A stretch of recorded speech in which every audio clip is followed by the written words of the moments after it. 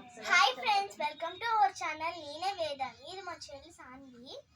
ఇప్పుడు మేము పాట పాడబోతున్నాం వినాయకుడి గురించి. ముదాతరాక మోదకం సదా విమోదకం